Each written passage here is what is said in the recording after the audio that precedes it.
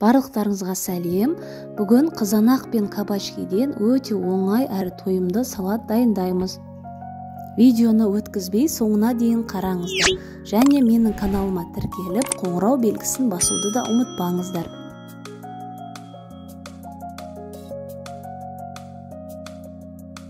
Ең алдымен кәдіні, яғни кабачкиді дөңгелек тәрізді турап аламыз.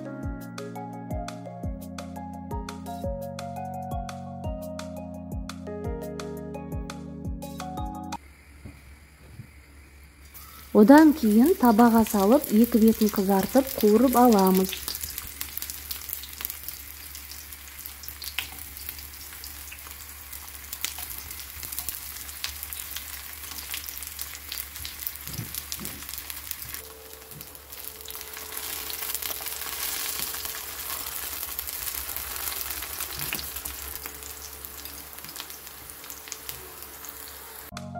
Кабачкиді осылай қағаз сүлгіге майын сорғытып аламыз. Енді екі орташа қызанағымызды дәл видеодағыдай турап шығамыз.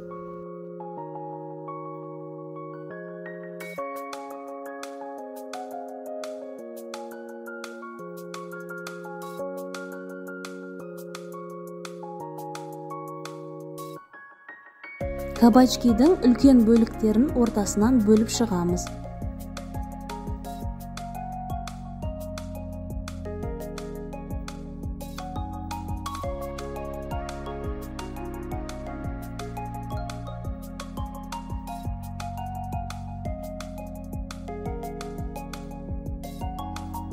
Укропты да орташа ұсақтап турап шығамыз.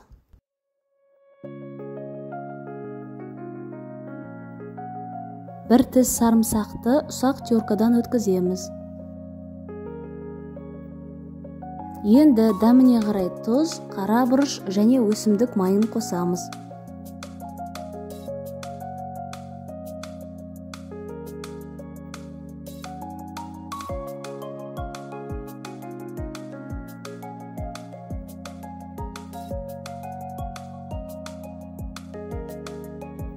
Осымен салатымыз дайын, өте оңай жасалады және өте тойымды салат. Міндетті түрде жасап көріңіздер.